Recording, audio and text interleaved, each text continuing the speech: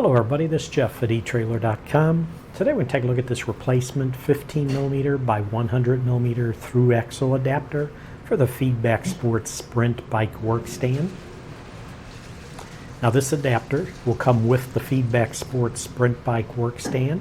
This part here you can buy separately if you need to replace one that might have been lost or damaged. This is a 15mm by 100mm through axle adapter for that Feedback Sports Sprint bike work stand, and I wanted to show you what that stand looks like. If you pop up an insert there, that's that Sprint bike work stand, and that goes by part number of 16690. We do sell that separately on our website. Basically, this adapter allows you to attach most 15mm through axle bikes to that work stand. It is designed to be used with the dropout mount block to properly space and support the fork mounted use.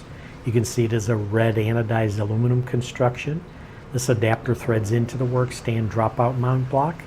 The measurement on this, the inside is 15mm, and the overall length end to end is 100mm.